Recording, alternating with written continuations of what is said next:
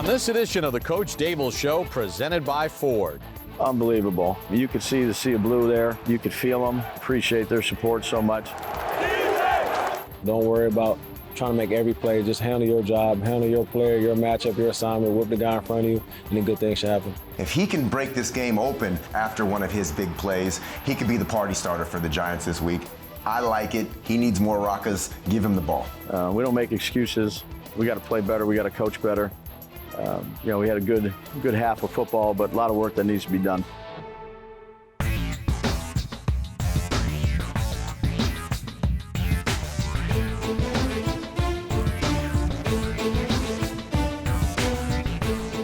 And we welcome you to the Coach Daboll Show, presented by Ford, the official vehicle of the New York Giants. The Giants with a big win on Sunday against the Arizona Cardinals, staying out here in Arizona in preparation for Thursday night. As always, joined by two-time Super Bowl champion Carl Banks and the head coach of the New York Giants, Brian Daboll. Wild one yesterday against Arizona. What was the message to your team at halftime, down 20-0? Yeah, not the way we wanted to start for the second week in a row. So it's time to man up and play better and coach better, not make excuses, focus on the things that we can control, and go out there. We were getting the ball in the first series and try to put one in and, not let the game get away from us to, stay two-dimensional, both run and pass on offense. And then, when they drove down and scored and hit the two-point conversion, make 28-7, it was the next play. They did a good job. They answered the bell, and then we started getting a few stops on defense. And execute it well that second half.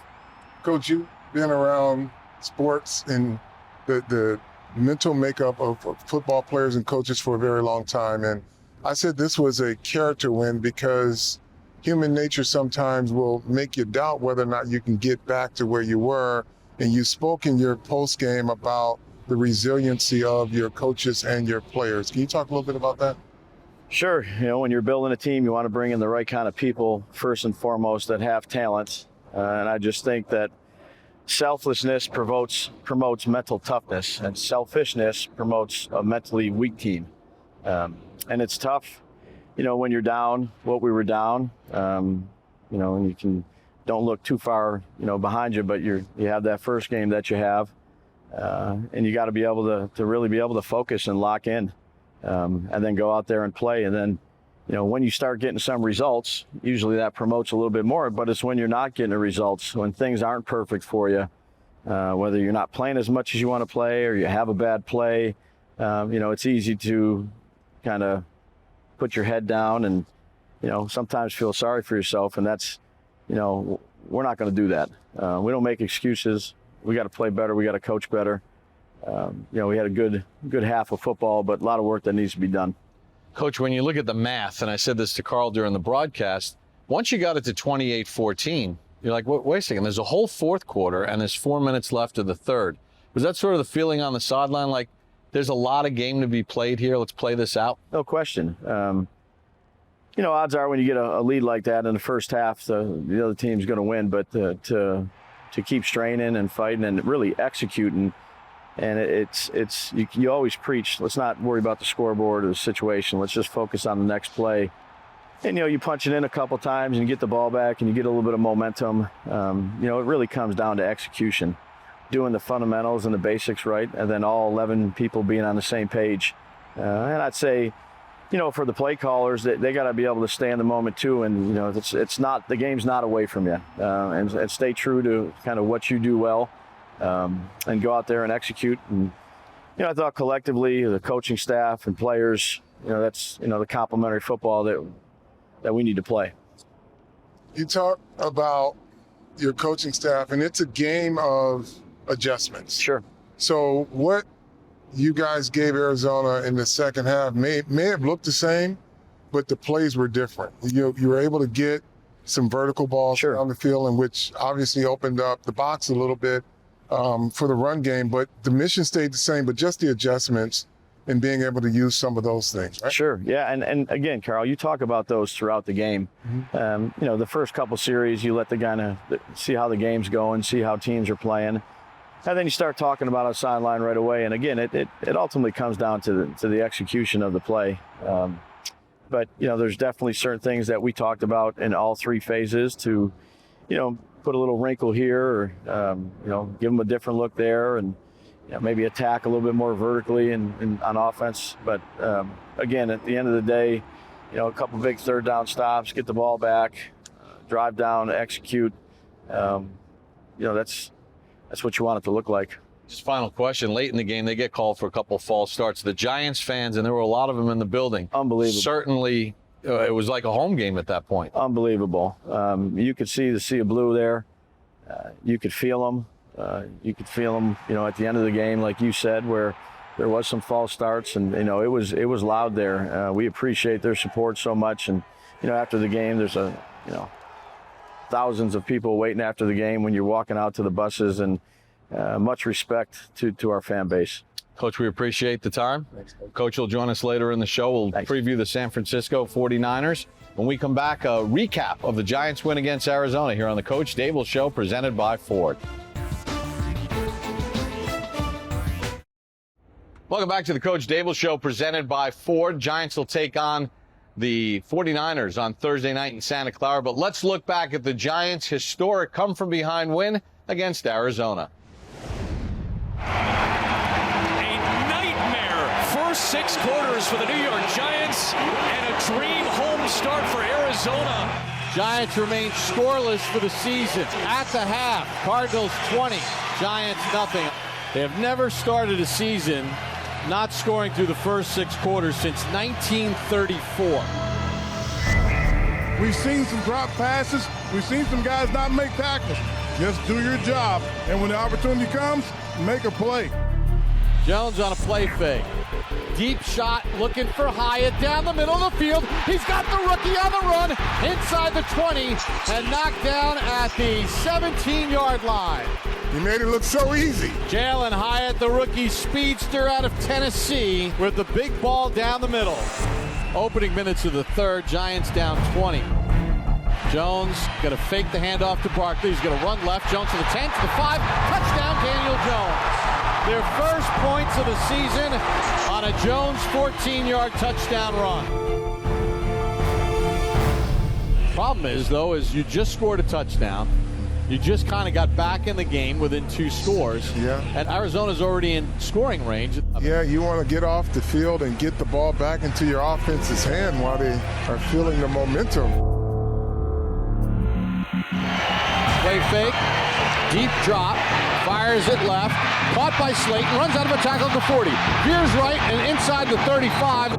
Full house backfield, handoff right for Barkley, picks his way in for the touchdown. Saquon Barkley from a yard out. And that caps off another 75-yard drive. Dobbs back to throw. Deep ball down the right sideline. There's good coverage, and the pass is nearly intercepted. And it's incomplete. Hawkins had the best chance for it. Arizona will punt for the first time. Giants down by 14. Play fake to Barkley. Jones under pressure immediately. Rolls right, throws right, hits Slayton. Deep ball. He's got Waller at midfield. Waller to the 40, and he's knifed down there. 3rd and goal at the 9. Jones back to throw, under pressure. Throws it right to Barkley. Makes the catch, dives for the pylon, and he's in for the touchdown.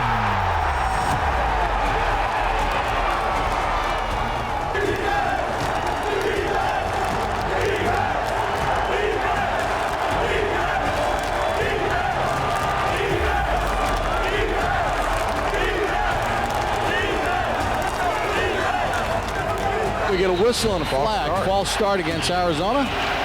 And Arizona will punt for the second consecutive possession. Jones back, deep ball down the left sideline. Hyatt makes a leaping catch at the 18-yard line, and he's tackled there. The rookie out of Tennessee has had a huge impact in this ball game. It looks like this offense is awakened from its summer slumber. Giants trail by 7. Back to throw. Zips one into the end zone. Isaiah Hodgins. And now the Giants are an extra point away from tying it. Hodgins with the touchdown catch. Defense's turn. Yep. Dobbins takes the snap and a false start on Arizona. 3rd and 11. Giants show blitz. Ball at the Arizona 24. Another false start against the Cardinals. Again, the noise here is actually affecting the Cardinals In their own house. because there's so many Giants fans here. Checks it down underneath to Ertz. Ertz gets hit, sandwiched at the 24, and the crowd erupts in Arizona. The Giants will force another punt with 3 minutes to go. Boy, that's good football there. Now, this is a team that plays like they want it. Tied at 28. Gano is set. Snap is good. Kick on its way. Plenty of length, and it is good. Graham Gano hits from 34 yards out, and with 19 seconds to go in the game, the Giants lead it 31-28. The ball is up in the air, and the ball is knocked down and incomplete, and the Giants have done it. It's their first comeback win of 21 or more points since 1949 against the Chicago Cardinals. The final score, the Giants 31 and Arizona 28. We're just getting started on the program. When we come back, Carl Banks visits with Adoree Jackson here on the Coach Daboll Show, presented by Ford. The Giants Foundation will host a 5K race and kids run presented by Quest on Sunday, October the 8th at 9 a.m. at MetLife Stadium. Net proceeds will benefit the Giants Foundation. All participants will receive a commemorative T-shirt, and after the race, stay for a post-race festival with appearances by Giants legends and a live DJ. Register now at giants.com/5K.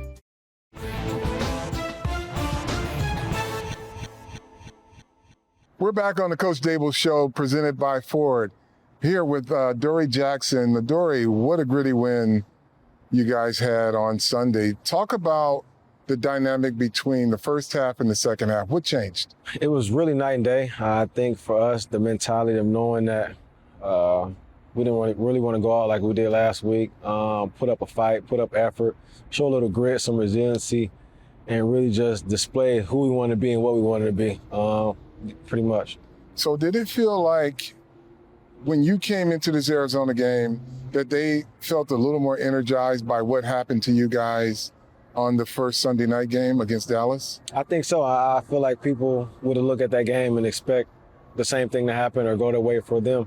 And for us, it was not trying to let that go, in that same fashion.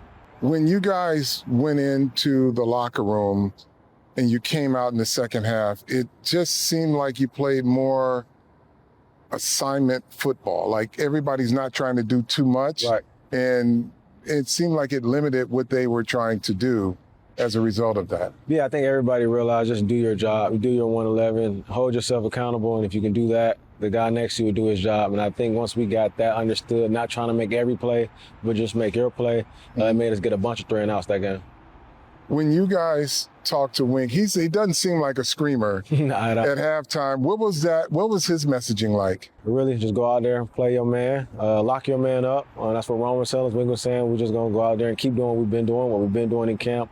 Don't waver, bend, but don't break. And so for us to go out there and just try to play complementary football, we understood we didn't do that at all, and we wanted to establish that in the second half. Speaking of complementary football, what did it do to the defensive unit to see Daniel Jones, that first series out, just take it down and score? No, that was nice for us to see and us to understand that if the offense get going and we got going, we knew the specialist, we call him Go Gano, was going to be able to do what he had to do, and Jamie, but to see him go down there and score, it was on us to go out there and try to get them the ball back. And we know when you get that momentum, we want to keep that. So when we seen that first drive go down and score, they came back and scored. But for us, it was just to make sure the offense had the ball as much as possible because we know what Daniel can do.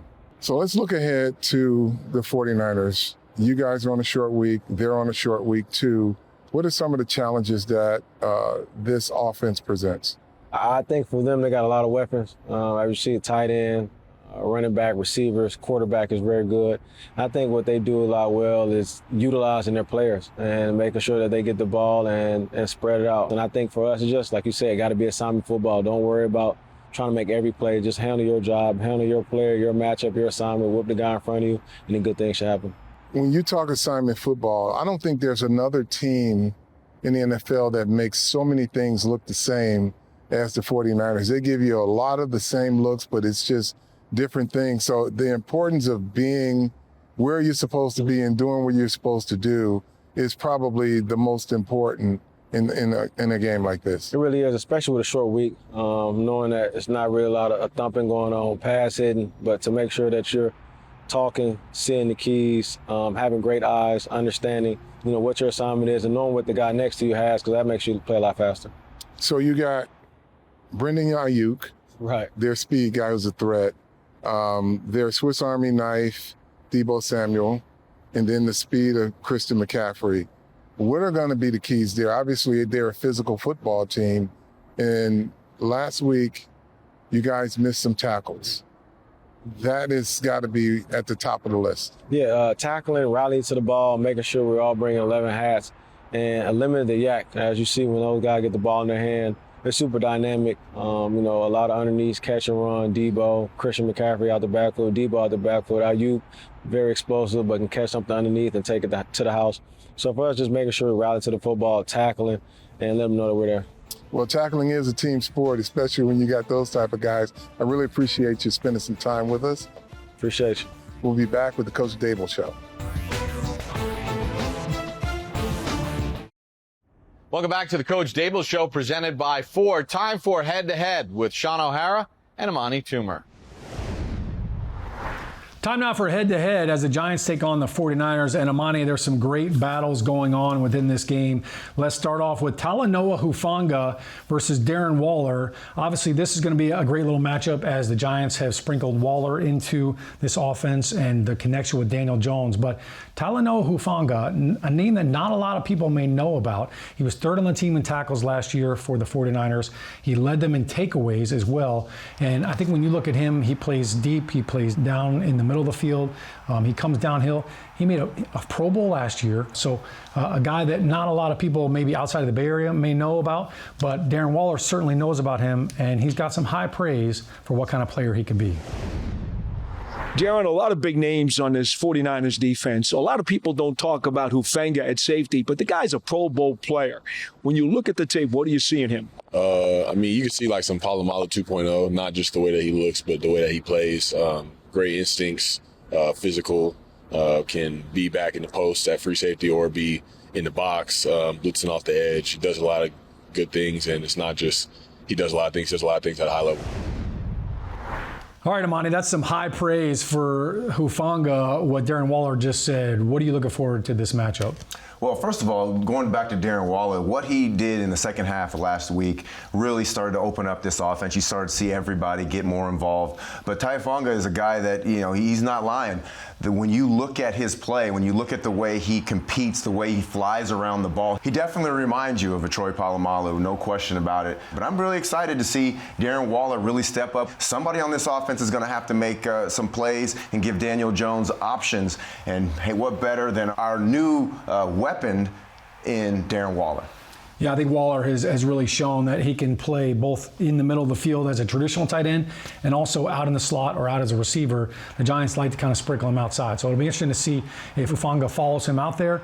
I think the other guy that could be covering Darren Waller is Fred Warner. I think he's the best covered linebacker in the NFL right now. So speaking of Fred Warner, he actually tipped a pass in week 1 against the Pittsburgh Steelers, and Hufanga got the very first takeaway of the season for the 49ers on a big interception. So, all right, that's matchup number 1. Let's go to our second head-to-head matchup. If you are noticing a theme here, it is the tight end position.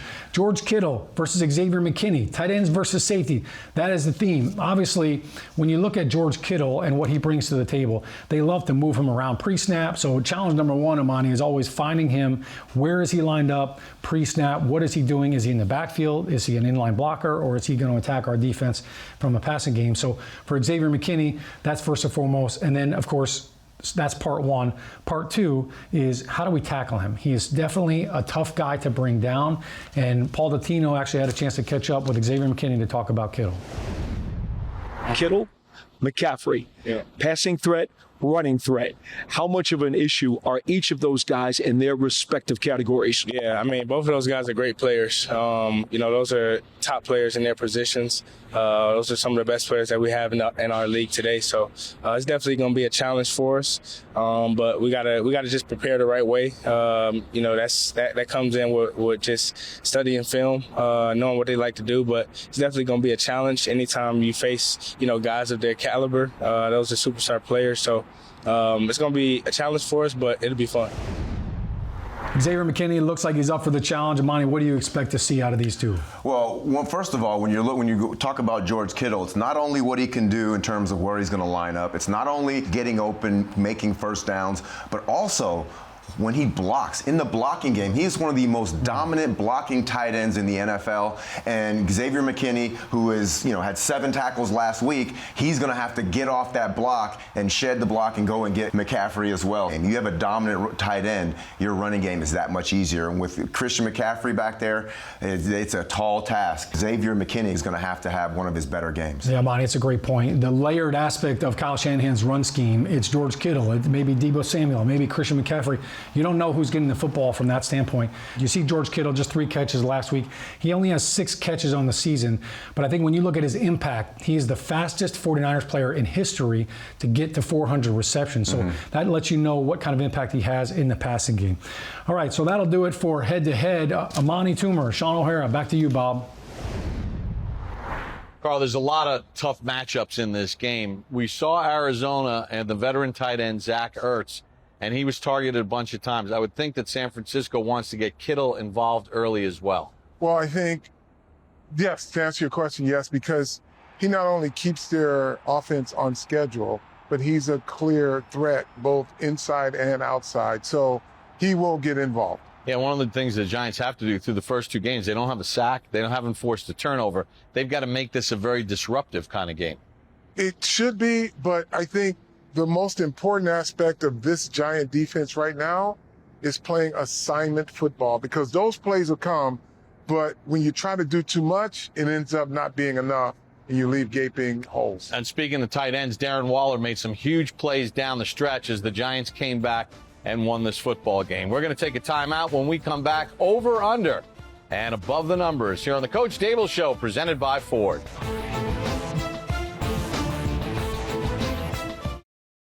Welcome back to the Coach Daboll Show, presented by Ford. Time for Over Under. Here's Madeline Burke with Sean O'Hara and Amani Toomer.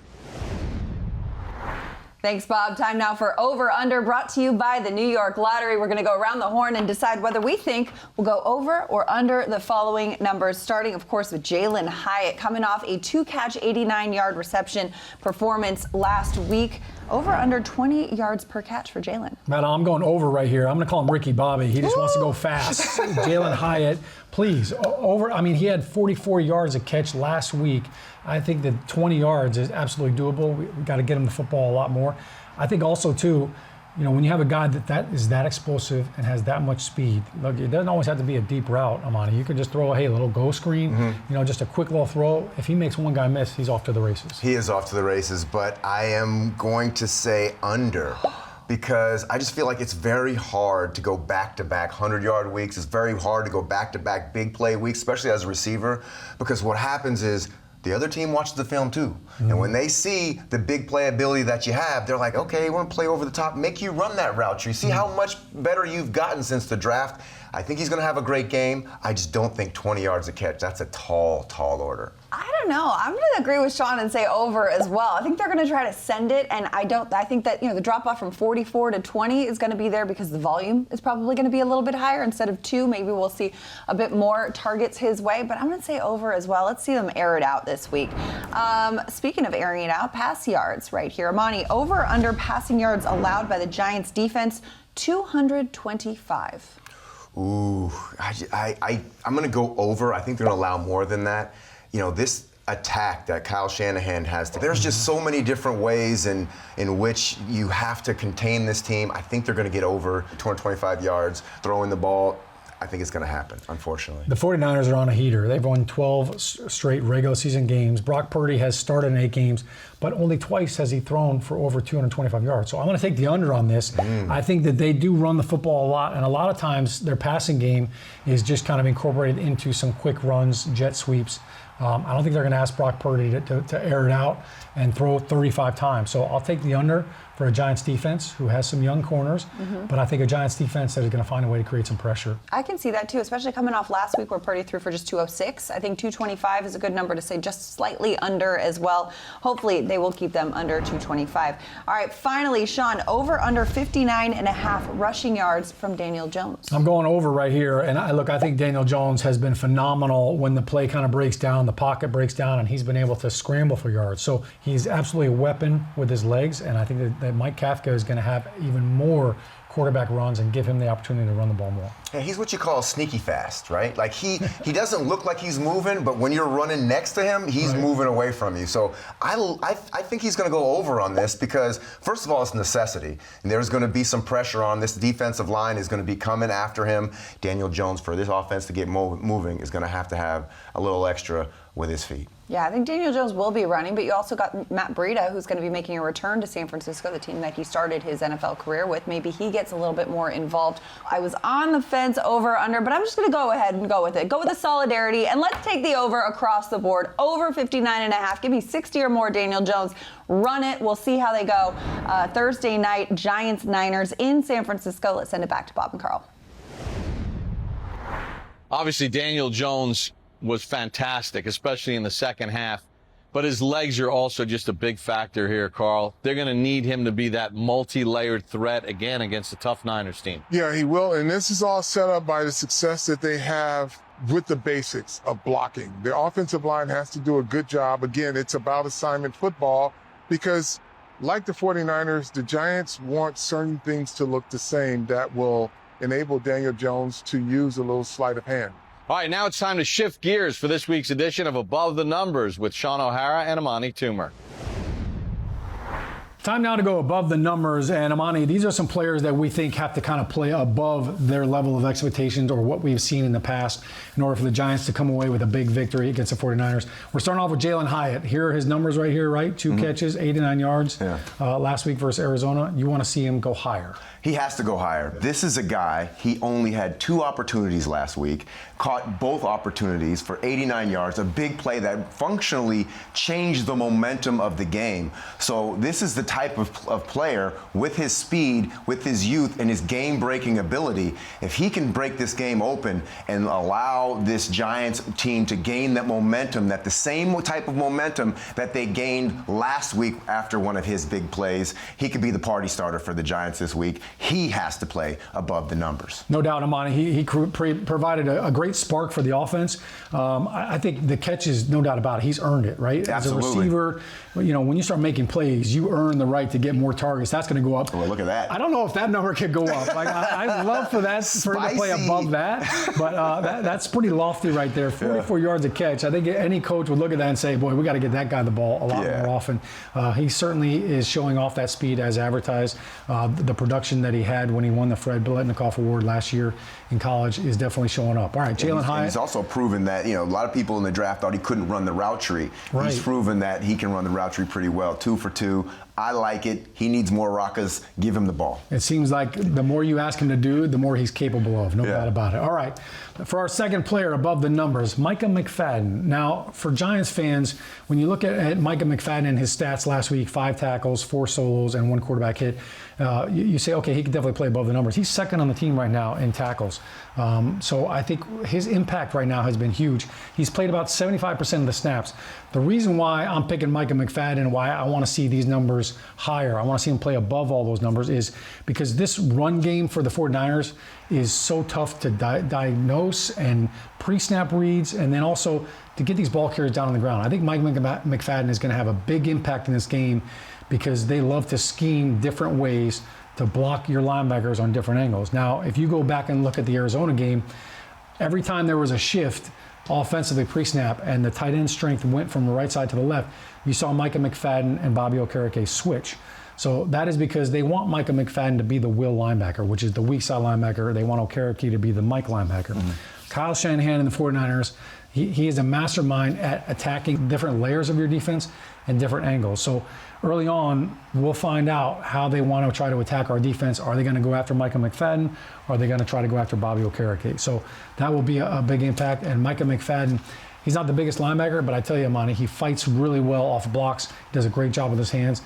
This will be a great opportunity for him to step up against a very good offense, not just in the passing game. We mentioned the run game. When you look at a guy like this, he's going to have to be able to key and diagnose because there's going to be a lot of window dressing. You know Kyle Shanahan is going to window dress a lot of things, and if you're not in it mentally just as well as physically in making these tackles, if you're out of position, you know one thing about Brock Purdy, he sees the field very well, and he will, if you're out of position, he'll be able to take advantage of your missteps on defense. So absolutely, McFadden is going to have one of his best games. It's like watching a magician, right? The sleight of hand. Like, look over here, look over here. Nope, it's coming over here. Exactly. All right, time now to go below the numbers. All right, here's a player that we feel like the Giants need to keep it's in below red. the numbers. Look at that. These stats right here. Monster numbers right here. Yeah, that's definitely a game ball right there. 11 tackles last week, 1 for a loss, and the sack came on a 3rd and 10. It was a great play by Fred Warner. He kind of timed up the snap. He was offset to the offensive left, and he kind of came around on a loop and sacked Matthew Stafford. So he is an impact, not just in the run game, but in the passing game. I think for the Giants, you want to try to limit Fred. You want to attack him, but we've got to have somebody block him. And I think his speed sideline to sideline is something I know as a center, that was always my job, get to the mic. So for John Michael Schmitz, it's his job on a lot of these perimeter plays and a lot of these run plays to get to the mic. Fred Warner leads the team in tackles through 2 weeks. He is their emotional guy. He's the glue that keeps his defense together, gets everybody lined up. So this is a guy the Giants need to keep below the numbers. Yeah, that's interesting you brought up. Not a lot of people talk about this center and how getting out from the center position to kind of cut off these linebackers, how that affects the run game. But Fred Warner is a guy that is, just like you said, he is the party starter. He is the guy who really gets this defense of the San Francisco 49ers to another level. This guy's a problem. Really great challenge, and as a player, you love a barometer, the chance to go against the best, and Fred Warner definitely one of the best linebackers in the league. So a great challenge for the Giants offensively. That'll do it for Above the Numbers. Don't go anywhere. We've got a lot more to come on the Coach Daboll Show. Welcome back to the Coach Daboll Show, presented by Ford. Time for this week's edition of Strategy. We go to the coach's tape with Carl Banks. Let's take a look at Christian McCaffrey and the execution of the San Francisco 49ers offensive line. It's just a stretch play to the left. Blocked as perfect as you can get it. And you see the blocking down the field. But even when the 49ers block this play perfectly, they still do not account for 2 players, which means if the Giants set the edge here, which happens here, set the edge there, which happens, which redirects the back here, you have a free runner here and a free defender here. So this play should only gain 3 yards at max. Okay, so now you've got a defender who's blocked. You got another free runner here. Ball is still at the line of scrimmage. You have a runner here and a free defender here. San Francisco has blocked this as perfect as they can, and they still cannot account for 2 players. So what does that mean when you play assignment football? It means that you come up, you make this tackle here, and you cannot miss the tackle because now the advantage is to the offense. But as you can see, even when they block it perfect, if you do your assignment on the defensive side of the ball, there will be players that are not accounted for. Deebo Samuel is a very dynamic runner, but more so, he is a playmaker as both a runner and a passer. Here you'll see they go on a deep shot, a deep square in. Now, what the defense has to do when the Giants are playing 7 men in coverage, and you've got, and I'll bring this back, because when you're playing 7 in coverage, and this is basically a one-man route, they're looking for one guy. This defender, he's called the hole guy. he's in the hole. So when he gets to his spot, he's got to be even, but he can't drift, because when he drifts, you'll see he has no idea where the receiver is. He's drifting, ball is caught. He misses it by a hair because this route is a deep over, but he never got set, never got his shoulder square, and that's a big shot. This play should never happen when you have that many people in zone coverage and you're playing basically what they call a Tampa 2 here.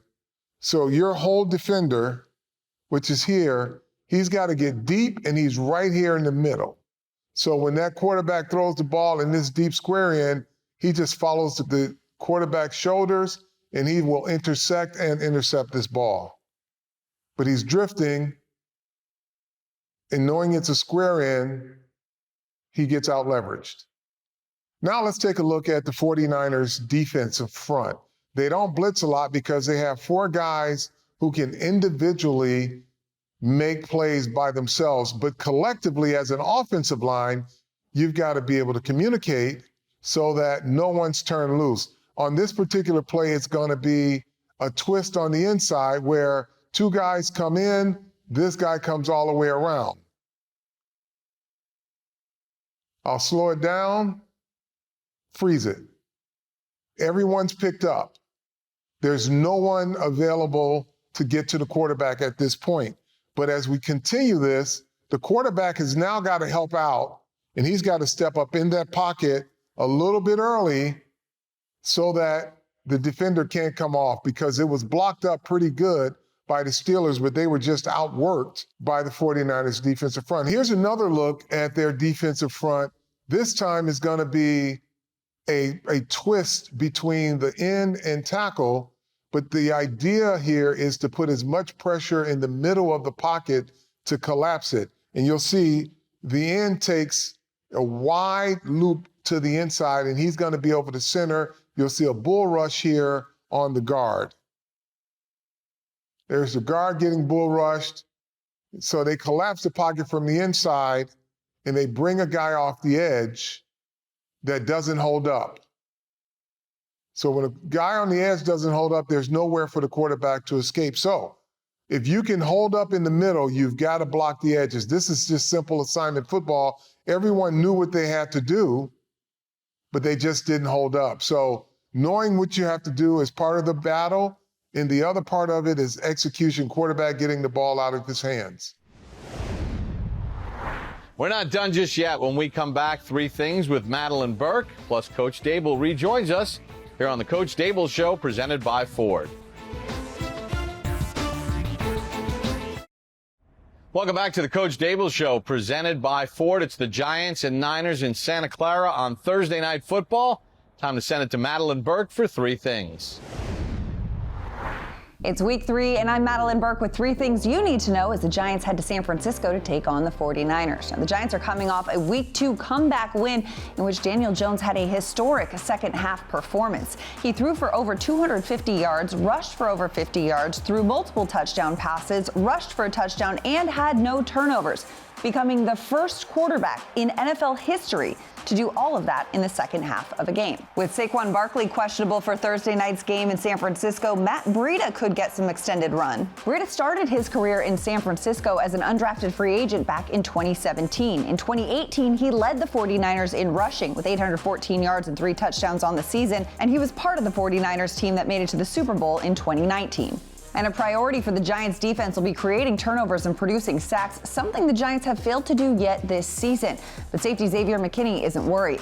We just got to be patient and, just keep not overdo it and not try to go out of the, framework of, our defense and, what went calls, and just stick to the plan. And we know they'll come in bunches once they have them. That's a wrap for 3 things you need to know as the Giants take on the Niners on Thursday Night Football. Let's send it back to Bob. That's 3 things, and we're rejoined by Coach Daboll as we get set for the Giants and San Francisco on a short week. Coach, obviously this is a team that's had a lot of success the last couple of years, and they're off to a 2-0 start. What kind of challenges do they present to you defensively with the amount of weapons that they have on all 3 levels? Yeah, I'd say just the entire team. I think John Lynch and Coach Shanahan have done a fabulous job of instilling their fingerprint on this organization. Coach Shanahan's been successful for a long time as a coordinator and as a head coach, does a tremendous job with his football team. There's no secret why they win. They have really good players. They have really good coaches.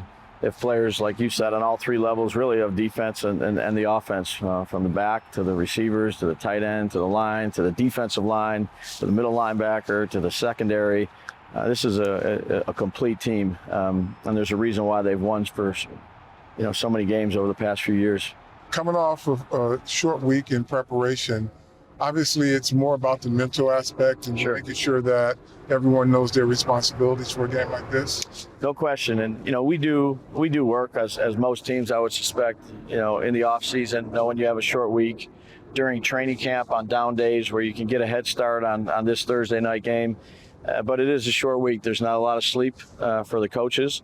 The players, like you said, it's really mental. You got to get them fresh as you can to play in a short week, and everybody plays them. So, our focus is on the meetings, really dialing in, and then, the walkthrough / jog throughs. You got to treat them like practice, mentally, because you're not getting as much physical work. But tremendous challenge to prepare for a Thursday night game, and particularly against this football team.